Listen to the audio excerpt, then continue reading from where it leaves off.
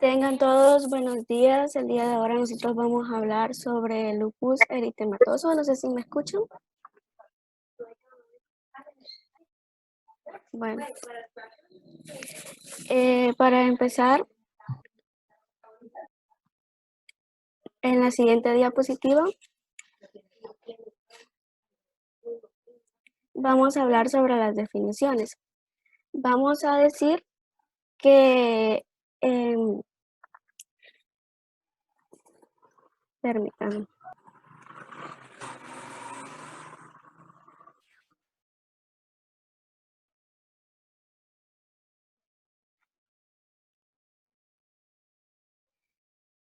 Vamos a decir que en la siguiente diapositiva, si la puedes pasar, por favor, vamos a tener muchos tipos de lupus eritematosos, pero Eh, vamos a hablar primero del lupus eritematoso sistémico, que esta va a ser una enfermedad autoinmunitaria en la que órganos, tejidos y células se dañan por la adherencia de diversos autoanticuerpos y complejos autoinmunitarios.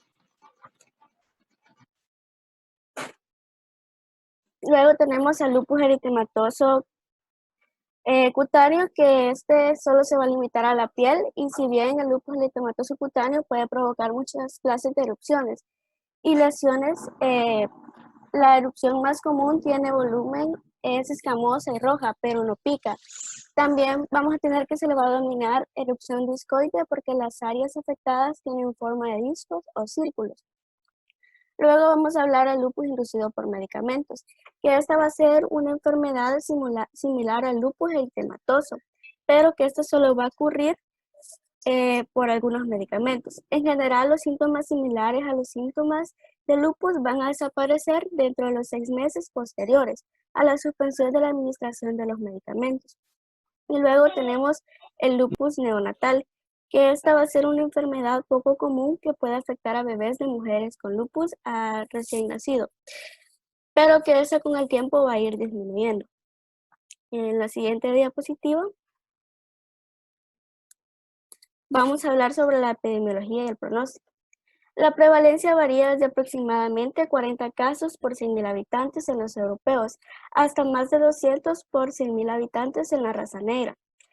Del 70 al 90% de las personas afectadas son mujeres, generalmente en edad reproductiva. La esperanza de vida de los pacientes con lupus eritematoso sistémico ha mejorado notablemente de una tasa de supervivencia aproximadamente del 50% a los 4 años de la década de los 50 y el 80 a los 15 años en la actualidad. Se va a decir que un paciente que se le diagnostica lupus a los 20 años de edad tiene una posibilidad de 1 a 6 de morir antes de los 35 años de edad, debido principalmente a la actividad lupídica o la infección. En la siguiente diapositiva vamos a ver que hay tasas de incidencia que van a influir en los factores para que una persona se predisponga a tener lupus. Primero vamos a hablar sobre la edad. La incidencia se va a incrementar gradualmente desde la infancia hasta la tercera época de la vida. Tercera y cuarta década de la vida, perdón. Un 15 al 20% de casos de lupus eritematoso sistémico son diagnosticados en la infancia o la adolescencia. Su incidencia se va a situar entre los 2 y más de 20 a 100.000 habitantes por año.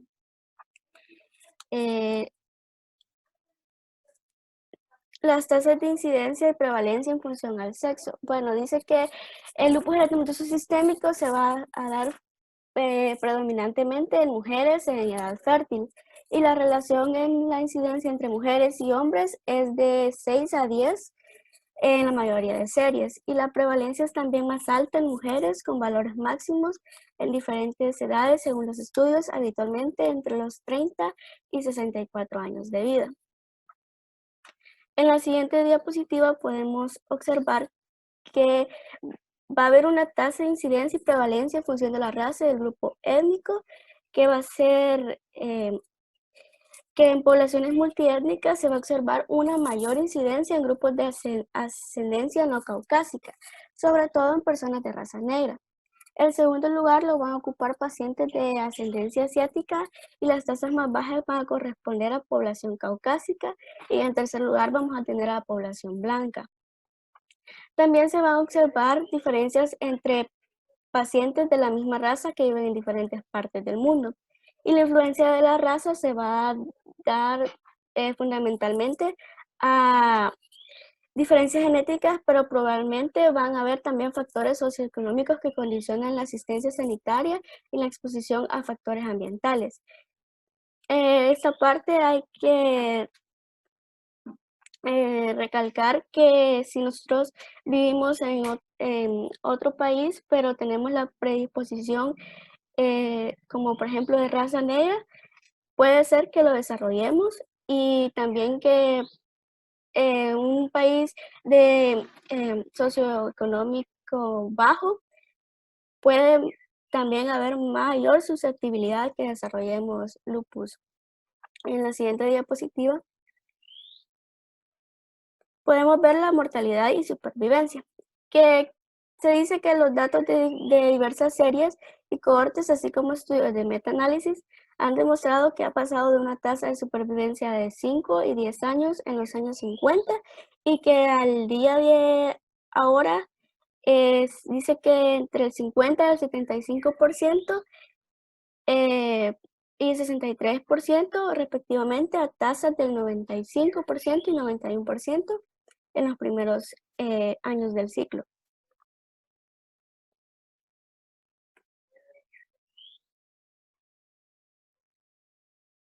Ahora vamos a hablar de lo que es la etiología de la enfermedad, y para ello vamos a decir de que esta enfermedad es idiopática, pero que existen ciertos factores que están fuertemente asociados con lo que es la aparición de la enfermedad. Para motivos de esta presentación, nosotros hemos agrupado estos factores en tres categorías, que serían los factores génicos, los ambientales y los factores inmunitarios. Primero vamos a tener los factores génicos, y para esto vamos a establecer primero lo que es una incidencia en aquellas personas que tienen familiares con lupus eritematoso sistémico de un 20%. Es decir, que todos aquellos que tengan un familiar con esta enfermedad tienen un porcentaje de 20% mayor de padecerla. También hay estudios acerca de la incidencia de esta enfermedad en gemelos, que ha demostrado que aquellos gemelos que son monocigotos tienen una probabilidad mayor al 20%, y los que son dicigotos tienen una probabilidad de 1 a 3%. Luego tenemos que hay mutaciones puntuales de genes que tienen una relación directa con lo que es el mecanismo del desarrollo. Por ejemplo, tenemos la persistencia de antígenos, que esto implica que van a poder permanecer aún más tiempo en lo que es el sistema, y uno de los genes que está relacionado con esto es el HLA-DR-B1. También tenemos que hay otras mutaciones que ocasionan deficiencias en el complemento, principalmente en el C1q, C2, C4 y en ocasiones también en el C3. Tenemos también que hay una producción aumentada de interferón, así como una mejora en el sistema de la inmunidad. También hay una alteración de la inmunidad adaptativa, principalmente se va a ver reflejada en lo que es los linfocitos T y los linfocitos B, y esto va a ser mediado por lo que es los genes BANK1, pero también por los STAT4, que son polimorfismos de nucleótido único, que también van a tener una importancia en lo que es la marcación para la gravedad de la enfermedad y también para lo que es el desarrollo de la nefritis lúpica. Tenemos también que se encuentran los factores epigenéticos, como lo es la hipometilación del ADN y los cambios en el microARN, que van a ocasionar una mayor producción del interferón, pero también estos últimos, los cambios del microARN, van a provocar lo que es la metilación del ADN de los linfocitos T. Y por último tenemos lo que es el cromosoma X, que como se dijo en epidemiología, esta enfermedad está asociada con una mayor incidencia en mujeres y esto se debe a que hay ciertos genes en el segundo cromosoma X que no están silenciados, y por esta misma razón se dice que aquellos hombres que tienen síndrome de Klinefelter tienen una mayor probabilidad de padecer esta enfermedad. En los factores inmunitarios tenemos lo que es el fracaso de la autotolerancia de los linfocitos B, lo que implica que estos linfocitos B, que son autorreactivos para los tejidos propios, van a escapar los sistemas de tolerancia de la médula ósea y también los periféricos. Luego, la tolerancia inefectiva en los linfocitos T, que estos, al igual que los linfocitos B, van a evadir la tolerancia, pero además estos van a tener el papel de activar los linfocitos B para que sinteticen antígenos con mayor afinidad por los contenidos nucleares de las células. Y ahí es donde viene la unión a los receptores tipo TOL, ya que estos se van a unir con los antígenos de la célula, los antígenos nucleares, y va a propiciar la generación de anticuerpos antinucleares, conocidos como ANA, que tiene una relevancia importante en esta enfermedad. Luego tenemos la producción del interferón, que si bien se mencionó que tiene una importancia genética, en cuanto al factor inmunitario es importante porque va a ocasionar que haya una mayor activación de las células dendríticas y los linfocitos T. Y por último, el factor de maduración de supervivencia BAF, que como su nombre lo dice, influye en la supervivencia, principalmente en los linfocitos B, es decir, que va a prolongar la vida de estos. Luego, a modo de resumen, tenemos que estos se pueden agrupar en tres grandes categorías. Sería la eliminación inadecuada de los inmunocomplejos y ácidos nucleicos, como mencionaba en el caso de la deficiencia de los contenidos del complemento, que ya que no se van a sintetizar, va a haber una carencia de estos y va a dificultar lo que es la fagocitosis y luego la degradación. Luego también tenemos que van a ser aquellos que ocasionan una activación del sistema inmune innato, principalmente de los receptores tipo TOL y los interferones. Y por último, aquellos que ocasionan una activación anormal de los linfocitos B y los linfocitos T. Ahora bien, tenemos los factores ambientales, en los cuales hay una gran gama de estos. Y tenemos los estrógenos, por ejemplo, que, como se mencionaba antes, está asociado más que todo con el sexo femenino, y esto se debe a que el estradiol se va a unir a los receptores de los linfocitos B y T, lo que va a prolongar su vida, pero también va a aumentar la capacidad de estos para responder ante un cuerpo extraño. Tenemos también una infección por el virus del Epstein-Barr, que va a ocasionar una síntesis de homólogos de los empalmosomas, que son proteínas que modifican el ARN y que va a propiciar la respuesta del sistema inmune. Luego tenemos la luz ultravioleta, que se sabe que la radiación puede ocasionar mutaciones en el ADN, como lo es el entrecruzamiento de las bases de pirimidina, y así va a haber una degradación del ADN que puede provocar apoptosis. Luego tenemos los fármacos, entre los que se encuentran la hidralazina y la procainamida, que estos van a tener principal relevancia en lo que es el lupus ocasionado por fármacos, ya que van a tener un papel importante en lo que es la activación de los anticuerpos antinucleares. Luego tenemos la edad por las mutaciones que se ven en el ADN conforme la edad va avanzando. Y por último, el tabaco y el silicio, de los cuales se conoce que tienen una asociación a la propiciación de esta enfermedad. Ahora vamos a hablar de lo que es la fisiopatología de esta enfermedad. Y tenemos entonces que los factores génicos, inmunitarios y ambientales van a provocar un estrés en la célula. Y este estrés y mutaciones en el ADN, cuando ya no puedan repararse, van a provocar la apoptosis de la célula. Esta célula apoptótica se va a dividir en los cuerpos apoptóticos y en ocasiones va a sufrir lo que es una necrosis secundaria, por lo que esto se va a deber a que no se van a fagocitar estos restos de la célula y va a haber una liberación de los contenidos nucleares, que va a ser ADN, ARN, proteínas, y en ocasiones se menciona que también histonas. la aparición de estos contenidos nucleares que antes estaban dentro de la célula va a ocasionar una respuesta por parte del sistema inmunitario. Y la activación de los receptores tipo TOL va a provocar que haya una síntesis por parte de los linfocitos B de anticuerpos. Estos anticuerpos que van a ser liberados en contra de los contenidos nucleares se van a llamar anticuerpos antinucleares y van a ser principalmente de la categoría IgG. Una vez estos IgG se unan al contenido nuclear, que van a ser antígenos, van a conformar lo que es el inmunocomplejo antígeno-anticuerpo. Y luego estos van a ser captados por las células dendríticas y van a ser presentados a los linfocitos. Los linfocitos TCD4, una vez estén activados por las células dendríticas, van a tener dos papeles. El primero va a ser que van a activar a los linfocitos B para que se diferencien en células plasmáticas y sinteticen así anticuerpos de mayor afinidad por los contenidos nucleares. Pero también van a liberar mediadores inflamatorios como son interleucinas, citoquinas y quimiosinas para generar, como ya dije y su nombre lo dice también, inflamación en los tejidos. Y los linfocitos TCD8 van a atacar los tejidos también por medio de sus distintas hidrolasas.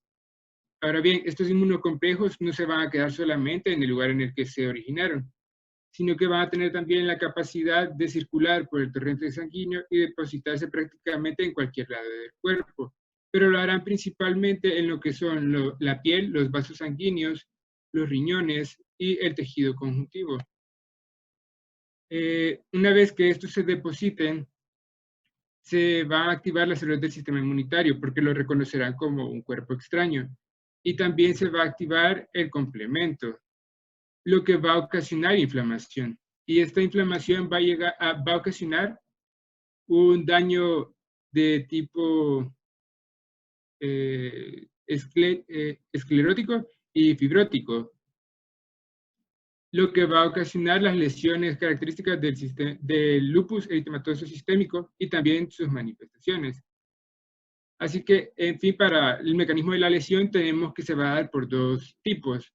La hipersensibilidad de tipo 3, que va a estar dada por formación de inmunocomplejos, inducción de la inflamación y luego el reclutamiento de leucocitos, principalmente neutrófilos y monocitos, que van a dañar por medio de enzimas lisosómicas y radicales libres los tejidos. Y luego la hipersensibilidad de tipo 2, que esta es la que se va a dar principalmente mediada por anticuerpos y a las células sanguíneas, que van a inducir también lo que es la fagocitosis y las lisis celulares, y puede interferir en funciones de distintas células. A continuación se va a hablar de lo que es las manifestaciones clínicas. Buenos días, yo le voy a hablar acerca de lo que son las manifestaciones clínicas y algunas complicaciones. Esta enfermedad, el lupus, es una enfermedad muy variante. Incluso se le conoce como la enfermedad de las mil caras. Esta se le conoce así porque aparte de que puede generar afectaciones sistémicas, o sea, en cualquier parte de nuestro cuerpo, a todos los pacientes nos afecta de manera diferente. Tenemos que puede generar manifestaciones generalizadas, por decirlo de esa manera, en las que estas pueden ser muy leves, intermitentes y pueden llegar a ser lo que también son muy graves. Estas afectaciones generales pueden ser lo que es fatiga, fiebre, pérdida de peso, anemia y con o sin manifestaciones de otros órganos. La principal afectación característica de esta enfermedad son las manifestaciones musculoesqueléticas, siendo la principal lo que son las artralgias y las mialgias, siendo el dolor articular y las mialgias siendo el dolor muscular. Luego tenemos la artritis, que se considera que está en el 60% de los pacientes. Es muy parecida a la artritis reumatoidea, pero esta también es poliarticular y también es simétrica. Pero lo interesante de esta artritis es de que esta no es erosiva. Por otro lado, tenemos de que puede existir deformidad en el 10% de los pacientes ocasionada por la artropatía de Jakob. Esta es una artritis recurrente que produce deformidades inicialmente reversibles en las manos y pies, pero de manera crónica se viene complicando un poquito más reversir lo que son las deformidades. Luego de esto tenemos que puede generar una miositis, un dolor, una inflamación, perdón, muscular, y los pacientes por la miositis presentan y mencionan también tener una debilidad muscular. Luego tenemos en las manifestaciones hematológicas que el paciente va a presentar una anemia de tipo normocítica normocrómica. Esta se caracteriza por la anormalidad de la producción de eritrocitos o por la destrucción de estos. Lo interesante del lupus es que de manera hematológica va a generar en disminución todo, por decirlo así. Va a generar una anemia, una leucopenia, una linfopenia y una trombocitopenia.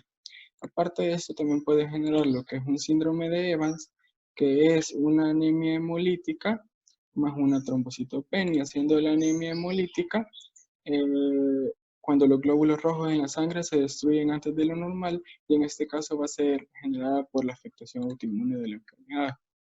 Pásala. ¿Cuándo es que hablamos de leucopenia? ¿Perdón? ¿Cuándo es que decimos que el paciente tiene una leucopenia? O mejor dicho, ¿cuál es la definición de leucopenia? Leucopenia es cuando los leucocitos están disminuidos. ¿De cuánto? Para abajo. O mejor De dicho, si ajá, 4.000 por menos de 4.000. ¿y el valor normal cuánto es? De Si leucocitos. no me equivoco, alrededor de 8.000 y 10.000. No estoy seguro, pero creo que es 8.000 y 10.000. Y si tú tenés de 8.000 a 10.000 y vos decís de que tenés una leucopenia abajo de 4.000, ¿qué pasa o cómo es? Mejor dicho, ¿qué definición podría tomar si tenemos leucocitos abajo de 8.000 y arriba de 4.000? Entre 4.000 y 8.000. Ajá, tú decís de que leucopenia es Ajá, abajo correcto, de correcto. 4.000. Ajá, entonces, y si decís que lo normal es de 8.000 a 10.000, entre 4.000 y 8.000, ¿qué hay? Mm, ¿Qué le decimos al paciente si le sale 5.000? quizás estaría equivocado en los valores normales de leucocito yo en sangre. Entonces, si tú ya sabes que estás equivocado, ¿cuánto es el valor normal? Ahorita tus Sería, compañeros ya lo buscaron en internet, te podrían ah, ayudar. compañeros,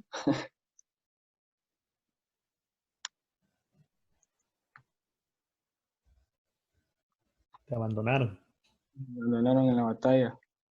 Eh, por lógica, supondría que arriba de 4.000, entonces. De Sería de 4.000. 4.500 a 11.000, sería, o a 10.000 el rango, supondría yo. Pero si estamos variando 5, 4, 10, 11, ¿cuándo Bueno, tú podrías decir yo tengo, a tengo, mí? tengo un recuerdo, no estoy seguro, de que es alrededor de 8.000 a 10.000, por decirlo de manera ambigua, ¿verdad?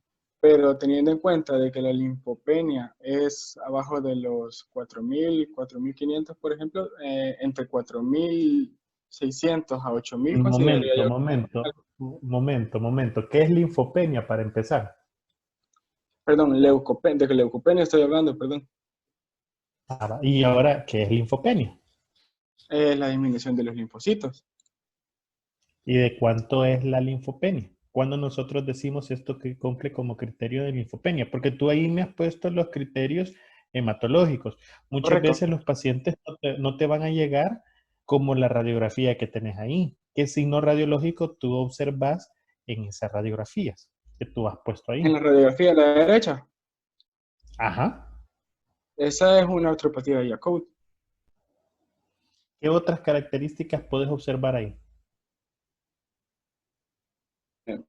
Deformidad Y esa ocasionada deformidad, ¿qué te llama la atención de esa deformidad?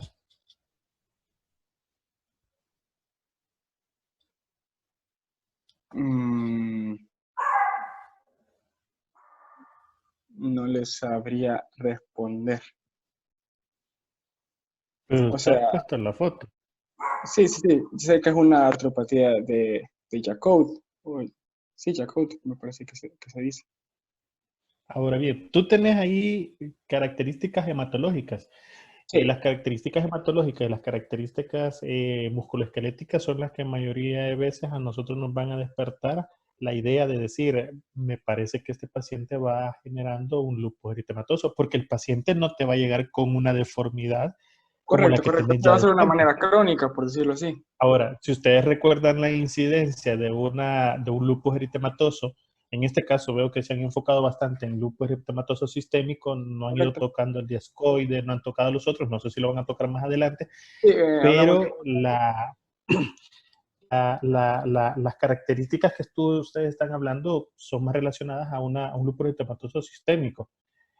Ahora bien, el paciente te va a llegar con la situación de que, mire doctor, me duelen las extremidades, bueno, ni te van a decir las extremidades, me duelen los codos, me duelen las rodillas, me duelen los tobillos, me duelen las Articulaciones. manos. Ajá, es lo que nosotros algunas veces le llamamos síndrome poliarticular. El síndrome, ¿qué quiere decir síndrome poliarticular? Como algunas veces se Que ocupa, afecta... realmente nosotros... Hola. Sí, sí, decime. Poliarticular que afecta diferentes articulaciones. Pero ¿cuáles son las características que tú decís? Este es un síndrome poliarticular. Porque Ah, también existe el síndrome oligoarticular, también existe el síndrome monoarticular. Entonces, monoarticular. cuando tú puedes decir, muchas veces los textos lo mencionan como síndrome poliarticular, pero también existen otras patologías que te dan síndromes monoarticulares, síndromes oligoarticulares. Cuando nosotros que decimos el paciente está presentando un síndrome poliarticular y por presentar un síndrome poliarticular yo le mando exámenes de laboratorio y en los exámenes de laboratorio te aparece, ¡pum!, la sorpresa. O puede ser un lupus porque tengo anemia, tengo trombocitopenia, tengo linfopenia.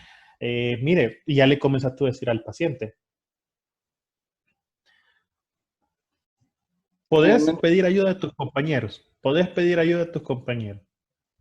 Si es que aparecen, pero porque la primera vez los no llamamos y no te llaman. pero no le entendí la pregunta en sí. Va, ordenate. Para ti, ¿qué es un síndrome poliarticular? O a tus compañeros. Programen otra reunión si gustan. Por eso les dejé este único tema, se los dejé Sí, solo ya tenemos para ahora. Va, otra lista. Vaya, va. para mí, un síndrome poliarticular son las afectaciones de muchas articulaciones, pues pueden ser en las manos, en los pies, en las rodillas, como usted mencionaba. Para mí eso es una afectación poliarticular y una monoarticular sería en una... Tenés un minuto para que tus compañeros te ayuden y regálame un minutito, permitime. Perfecto.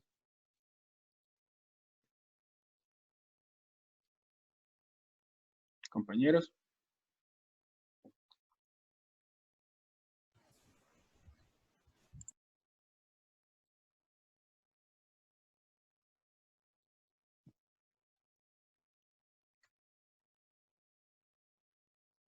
Perdóname. Ajá, pues sí, contame.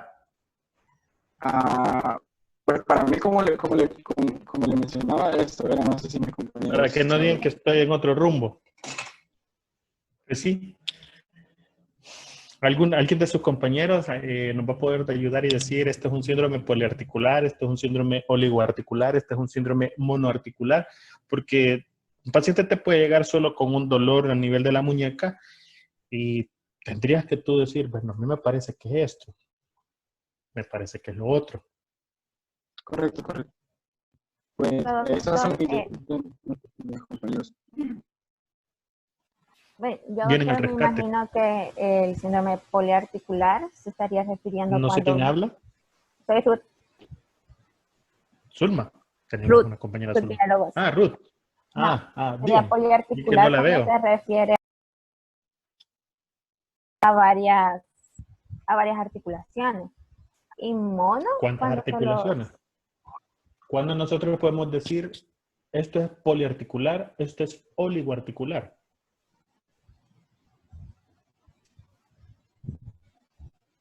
No, la verdad. No sé. ¿Y los demás, los otros dos? Pues yo sinceramente no estoy seguro de eso, pero me imagino que cuando es monoarticular se referirá solamente a una, ¿verdad? En clase yo le estoy dando. Diga, Te fuiste quizá por lo más fácil, pero está bueno. en Dijiste, ajá, mono es oligoarticular uno. vaya de 2 a 4 y quizá poliarticular vaya de 5 en adelante. ¿Y cuáles articulaciones son las que nosotros vamos pensando?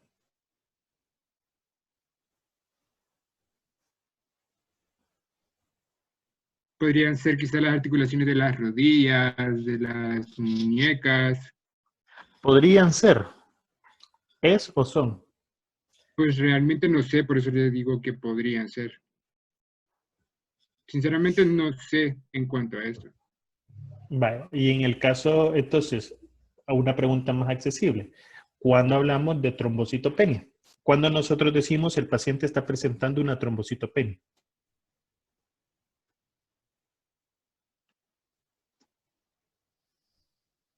Si no me equivoco, es cuando son menos de 150.000 plaquetas. ¿Y en qué valor más se miden estas plaquetas? ¿Se miden en litros, decilitros, en gotitas, En microlitros. microlitros? Yo investigué y, ajá, me salían microlitros. Microlitros. ¿Qué equivale a un microlitro? Pues para mí eran Un como microlitro. milímetros cuadrados. Cúbicos. Milímetros Mi- cúbicos.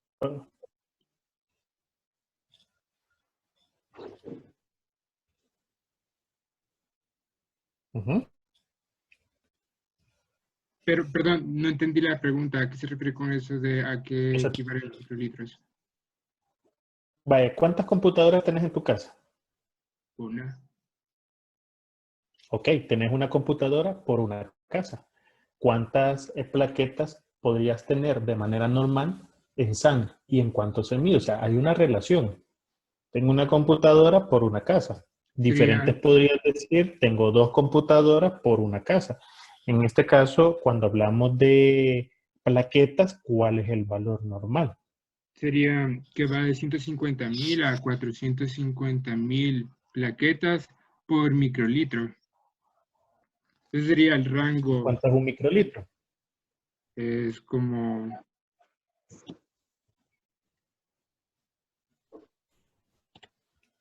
Ni idea cuántos microlitros.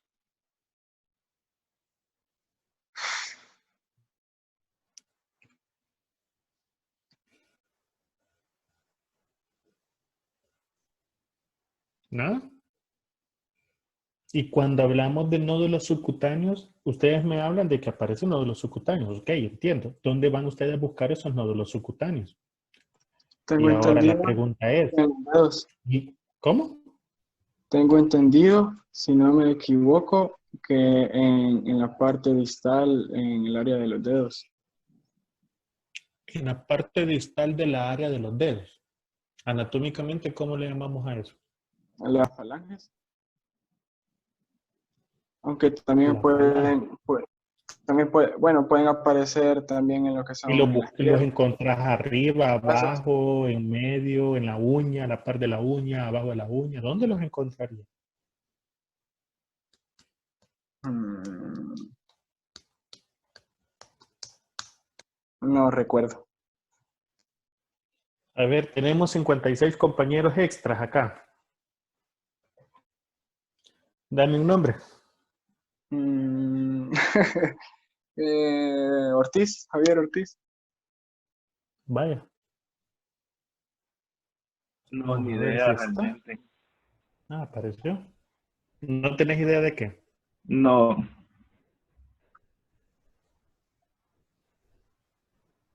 No qué.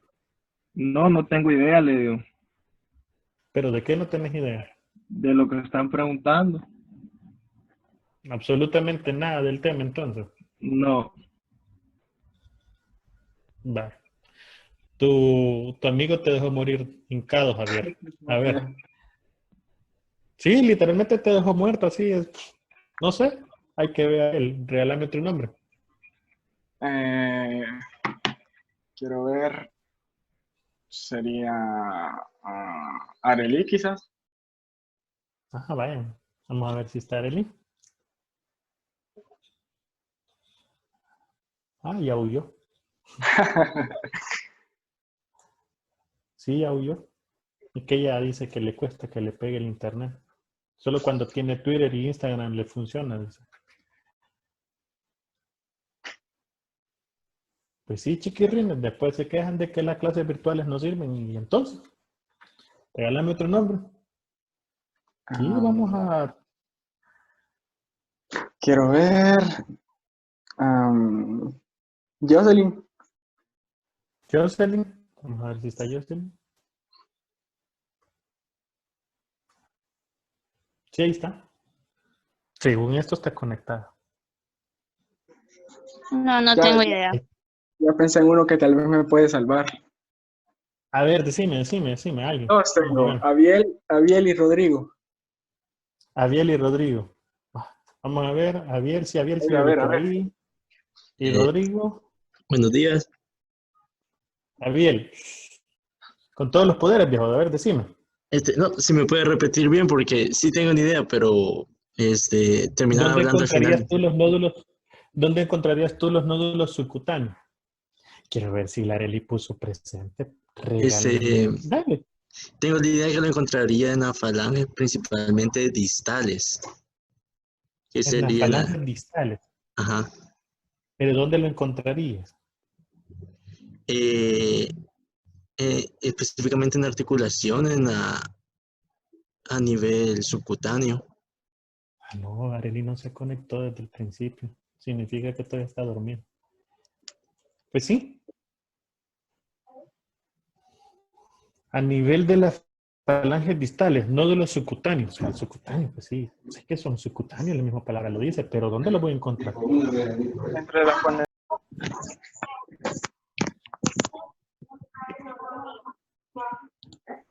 Démosle, pues seguimos. ya me escucha, doctor. Sí. Sí, sí. Dale, seguí con la presentación. Bueno, ok. Después, en la siguiente diapositiva, vamos a poder observar las principales manifestaciones cutáneas. Espérame, no me carga el internet. Permítanme.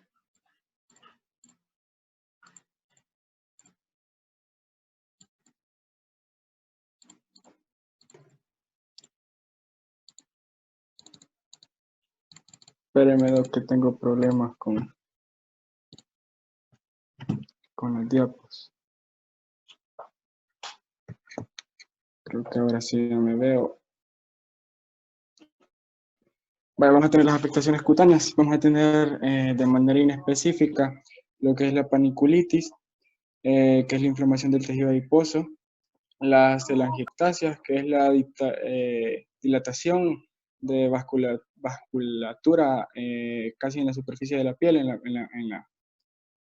la parte de superficie de la piel. Luego vamos a tener lo que es alopecia, es la disminución o pérdida de cabello en lugares donde previamente lo teníamos. El paciente va a presentar también lo que son úlceras orales o también pueden ser nasales. Estas van a ser de manera indoloras. El paciente va a presentar fotosensibilidad por las manifestaciones cutáneas que vamos a ver más adelante y también una vasculitis. De manera específica vamos a tener que va a existir una manifestación que se conoce como eritema en forma de mariposa, como podemos ver en la imagen superior izquierda, en la que sale el niño. Esta va a ser un eritema fotosensible un poco elevado y en ocasiones va a ser escamoso. Esta también se puede presentar en lo que es la región del cuello, el tórax, el tercio superior y también la espalda. Incluso por esta afectación cutánea es que se le puso el nombre de lupus a esta enfermedad, siendo lupus en latín el nombre del lobo. Las personas lo relacionaban con que esta afectación en forma de mariposa hacía referencia a la cara de un lobo. Luego tenemos el lupus eritematoso cutáneo subagudo, que también se le conoce como un eritema anular, porque se forman especies de anillos, que es la imagen inferior izquierda. Esta va a contar de placas escamosas rojizas, circulares, con bordes rojos, y también pueden presentar lo que son urticarias. Estas pueden ser tenues, pronunciadas y en ocasiones constituyen una principal manifestación de la enfermedad. Luego, de manera crónica, se van a presentar lesiones circulares, como se puede ver en la imagen de la derecha, con bordes eritematosos, hiperpigmentados, escamosos y ligeramente elevados, con centros atróficos y despigmentados donde se genera una lesión dérmica. Esta puede llegar a causar una desfiguración, particularmente en lo que es la cara. Lo interesante también de este lupus es que solo el 5% de las personas que tienen lupus cutáneo van a padecer lupus eritematoso sistémico, y no obstante el 20% de las personas que padecen lupus sistémico van a padecer lupus cutáneo. Luego esto tenemos en la siguiente diapositiva, luego de esto vamos a tener las manifestaciones pulmonares, siendo la más común la pleuritis con o sin derrame pleural. Las manifestaciones pulmonares potencialmente letales son las que incluyen una inflamación intersticial que ocasiona fibrosis y una hemorragia intraalveolar. Luego, en las manifestaciones cardíacas más frecuentes vamos a tener lo que es la pericarditis, también la endocarditis fibrosa de Liebman, que son, por decirlo así, unos tipos de vegetaciones que se van a acomodar, van a surgir en la parte izquierda del corazón, más comúnmente en lo que es el área de la válvula mitral, y puede generar una insuficiencia valvular. Estos pacientes tienen mayor riesgo a un infarto de miocardio y también pueden proliferar lo que es una aterosclerosis acelerada. También se puede dar lo que es una isquemia cerebral producida por una obstrucción o por embolias provenientes de las placas de vegetaciones por la endocarditis de Liebman-Sachs. Pásala.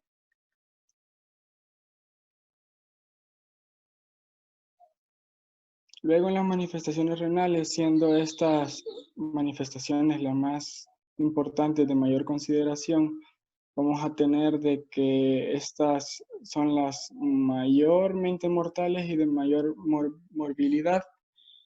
Estas se van a dividir las afectaciones del glomérulo se van a dividir en 6 estadios, como pueden ver en el lado derecho. La afectación mínima del mensajio, la proliferación del mensajio, la focal, la difusa, la membranosa y la esclerótica avanzada. Lo importante de eso tenemos que saber de que la proliferación del mensajio es la principal situación en la que el paciente tiene un buen pronóstico. Ya cuando evoluciona de difusa, el paciente entra en un mal pronóstico. Igualmente, en el lado izquierdo tenemos algunas afectaciones en las que, si el paciente se sospecha que tiene lupus eritematoso sistémico y tiene una afectación en los riñones, si se logran encontrar en una biopsia lesiones activas, como una necrosis glomerular, trombos hialinos o vasculitis necrosantes, este es de muy buen pronóstico para el paciente, porque con tratamiento, por ejemplo con glucocorticoides, se pueden revertir algunas lesiones. De manera diferente, las lesiones inactivas de manera crónica ya vienen siendo irreversibles, cuando ya se ha ocasionado una esclerosis glomerular, también una fibrosis o incluso una atrofia. Pásala. Luego tenemos las afectaciones en el sistema nervioso central, que constituyen la segunda causa de morbilidad y mortalidad luego de las fallas renales. En estas se cataloga la disfunción cognitiva, en particular las alteraciones de la memoria y el razonamiento están afectadas, las cefaleas y las convulsiones. También pueden existir la psicosis lúpica, pero esta es ocasionada por fármacos. Luego tenemos las manifestaciones oculares. Tenemos el síndrome de Jorgen, que se caracteriza por una sequedad ocular y una xerostomía. Es una enfermedad que afecta a las glándulas que producen humedad en el cuerpo y a menudo causa resequedad en la boca y en los ojos, como les había mencionado. También podemos encontrar una conjuntivitis inespecífica que no es de mayor importancia, por decirlo así, a diferencia de la vasculitis retiniana, que esta sí pudiera llegar a ocasionar lo que es ceguera en el paciente. Luego tenemos de que puede existir tipos de afectaciones por el tratamiento con glucocorticoides, como puede ser las cataratas y el glaucoma. O sea,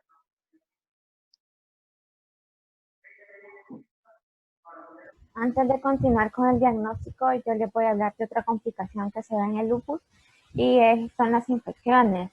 Se dice que los pacientes con lupus son más susceptibles a contraer infecciones. Estas se van a dar principalmente en la piel, en el tracto respiratorio y en el genito urinario. También tenemos que los principales patógenos va a ser la Escherichia coli, el Staphylococcus aureus y la Klebsiella. Y hablando de las infecciones oportunistas, tenemos que la cándida puede originar una infección orofaríngea o también urinaria. Ahora sí, con el diagnóstico, tenemos que, primero, en la siguiente diapositiva tenemos las pruebas para detectar autoanticuerpos. Se dice que los principales anticuerpos que se detectan son ANA. Esta prueba va a ser positiva en mayor al 95% de los pacientes. Casi siempre se empiezan cuando los síntomas dan inicio en el paciente. También pueden verse un año después de haber empezado los síntomas. Tenemos también que existe lupus sin ANA. Estos se van a ver acompañados de otros anticuerpos como el anti-RO y el anti-DNA. La concentración de anti-DNA bicatenaria varía en el tiempo. Se dice que esta va a presagiar una exacerbación, en especial en nefritis y vasculitis, y también se va a ver acompañada de una concentración descendente del complementos 3 y 4. Los anticuerpos anti-SM también son específicos para el AIDS, pero esto dice que no se suele correlacionar con la actividad de la enfermedad ni con las manifestaciones clínicas. La presencia de anticuerpos antifosfolípidos satisface un criterio para la clasificación. Tenemos que esta prueba va a permitir identificar el mayor riesgo que tienen los pacientes de padecer trombocitopenia, coágulos venosos o arteriales y también aborto. De eso van a existir tres pruebas. Entre esas está la prueba de ELISA para cardiolipina y también para antiglucoproteína beta 2. También se utiliza el tiempo de protrombina activa para identificar anticoagulante lipídico. También se dice que mientras mayor sea la concentración de inmunoglobulina G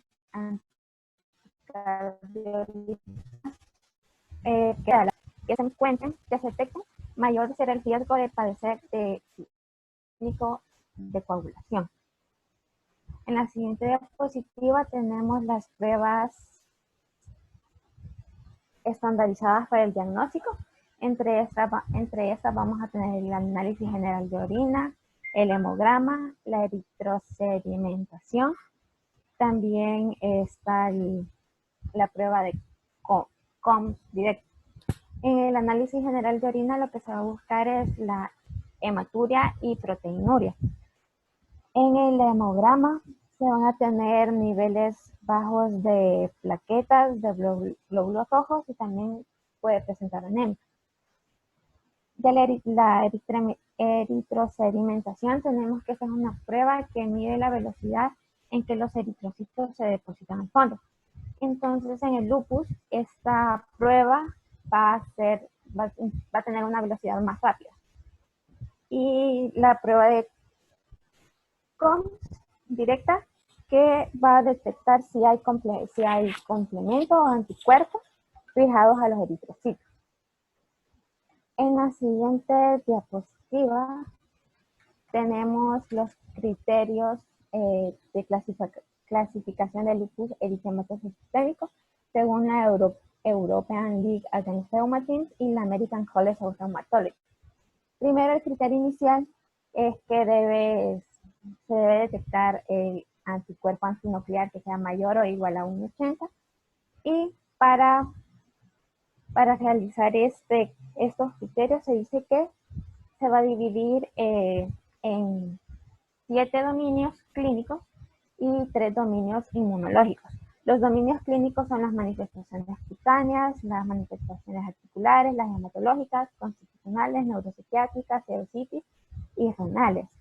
Y los inmunológicos son los anticuerpos antifosfolípidos, el complemento y anticuerpos altamente específicos.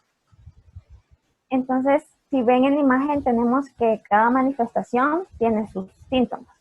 Entonces, a cada síntoma de cada manifestación se le va a dar un valor que va a marcar la relevancia de esta relevancia clínica de estas. Entonces, si llega un paciente, supongamos que presenta de las manifestaciones cutáneas, alopecia, úlceras orales y lupus cutáneo agudo, lo que se va a hacer es, si presenta las 3, se va a elegir solo uno y va a ser el que tiene el mayor valor. Y así sucesivamente con todas las manifestaciones, solo se va a elegir una manifestación que tenga el mayor valor de todas esas. Y la sumatoria de todos estos valores tiene que ser igual o mayor que 10. En la siguiente diapositiva tenemos la prevención. Se dice que se debe evitar la exposición a los rayos solares, usar protector solar, limitar el estrés, descansar adecuadamente, beber alcohol. En el libro de Harrison dice que la ingesta de 2 vasos de vino por semana o la mitad de estas por día ayuda a prevenir el consumo de tabaco y mantener una dieta balanceada. Y para finalizar, en otra diapositiva tenemos que el Día Mundial del el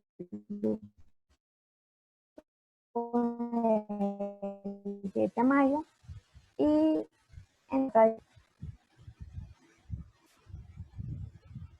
Tengo una pregunta. ¿sí?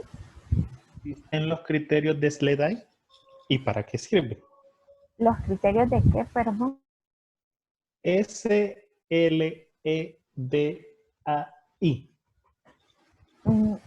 Sinceramente, ya había encontrado unos, no sé si son de los que usted nos estaba hablando, pero hablaban sobre que, bueno, igual, ahí se dividen las manifestaciones clínicas y las inmunológicas, y que se tienen que... ¿Quién está hablando? Que No sé, no la miro. yo había encontrado esa, pero sinceramente no la puse porque no la entendí mucho. Pero hablaba de que se tenían que escoger 4 manifestaciones, se tenían 4 de esas manifestaciones clínicas y uno de los criterios inmunológicos era positivo para el lupus. Pero sinceramente no me entiendo. Ok, vayan a buscar qué son los criterios de SLEDAI. En algunas ocasiones se siguen utilizando. Se van a dar cuenta por qué se siguen utilizando. Algunos lugares todavía refieren que no, otros lo refieren que sí. Algunos lo utilizamos, algunos no. Sirve. El lupus es bastante enredado, pero es muy bonita la presentación.